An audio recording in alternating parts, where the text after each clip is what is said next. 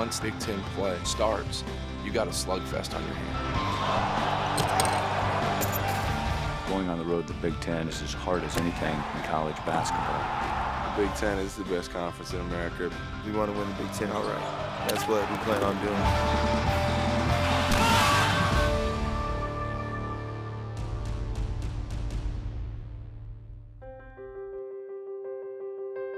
I grew up in Champaign, Illinois.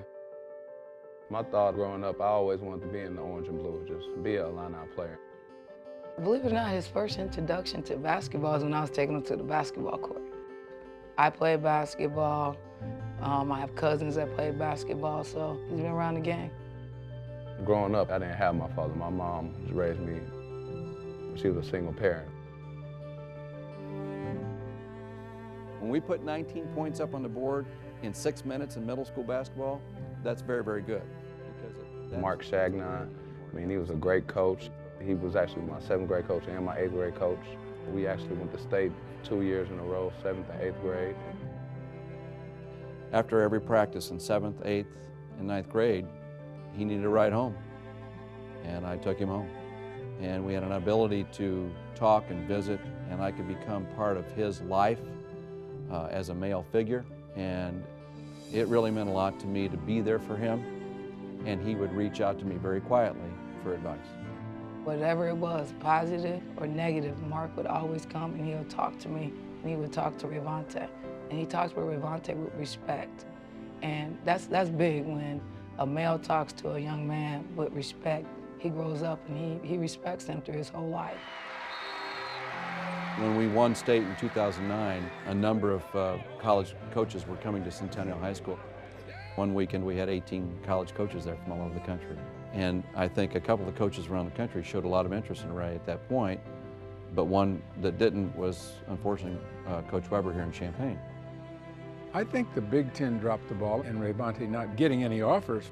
You got to remember something. He was in the same class with Jeremy Richmond and also Myers Leonard, who committed after his sophomore year. Rayvonte, he was an all-state player without a doubt, but I didn't know what position he would play in college. I was at Ohio in the winter of 2009. The first time I saw Ray play was his junior year en route to their state championship. We started to recruit him, obviously, at that point. Rayvonte's like Coach Gross from the get-go, but at the same time, we also took into consideration my travel time. How far would you be if you went to Drake? Rice. Never heard from Illinois. Wanted to be here, but no invite. If you don't get invited to the party, you don't go. So he felt warmest received at Drake. He was excited to be a part of a D1 team. He was second in the league in scoring. He had the talent, and he knew it. Then Coach Phelps left, and then Gross approached Rayvonte. Coach Gross, he got the job here at Illinois. It was a great situation. I always wanted to be an Illini. It was just a chance I couldn't pass up.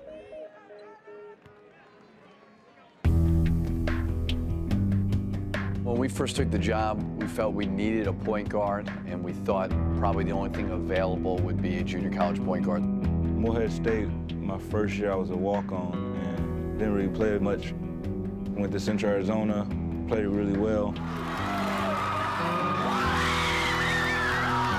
I had my assistant coach, Kamani Young, go take a look at him. He said, Coach, you're gonna love him. He's perfect for the way that we want to play. I went out there the next week and I said, we gotta have this kid.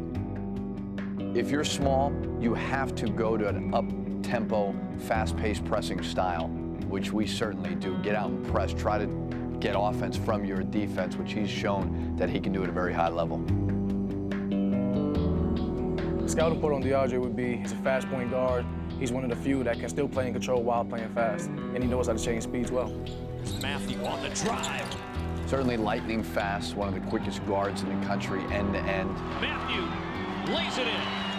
Has done a great job of improving that mid-range jump shot. The media guy lists me at 5'9". I think I'm 5'10 and a half, 5'11". I think DeAndre's closer to 5'6". He's one of the smaller point guards I've ever been around. Malik's out of his mind. I think DeAndre thinks he's 6'5" in his head, actually. He doesn't really talk too much about him being a small guy. And he goes out there and plays like he's 6'8".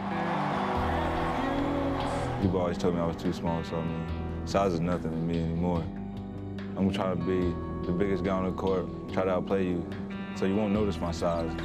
Oh, and a pocket picked. Mathieu with a steal. Mathieu with a layup. He's got a big chip on his shoulder, and I think our program, in order for us to go to where we want to go to, we've got to be like that. Turan, tag high as well. Tag high. Switch that, Dave. Good, Dave. High hands, Les. High hands, Les. I grew up in Wollongong, Australia, about an hour south of Sydney. Set up your catch. Set up your catch. In Australia, you work to live, you know, whereas over here you live to work. Good, there you go, Walt. Good, Walt. I grew up in a small town right outside of Augusta, Georgia.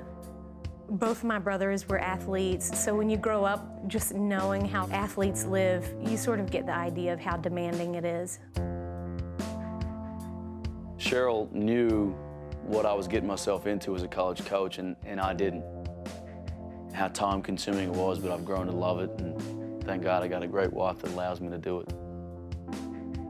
We have 3 kids. We have a newborn. Her name is Elsie. Casey, she is 5. She's our stereotypical middle child that keeps everything together. Sit. Avery, he is 6½. He is our fighter. He has gone through more than what any of us can imagine at this point. Do I get a hug or anything? Do I get anything? When he turned 2 is when he was diagnosed with acute lymphoblastic leukemia. When you live such a loving life and then you are put in a situation where you're violated to an extent. People are putting needles in you, they're putting medicine in you that you don't know how you're gonna feel. He handled it like a champ. It's a helpless feeling.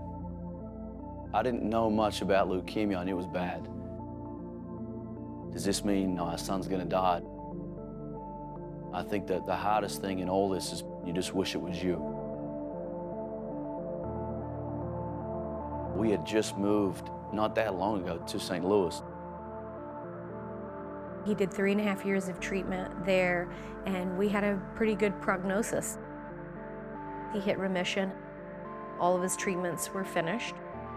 And when Chris came to me with the decision to come to Lincoln, Nebraska, we said, let's give it a go. Why not?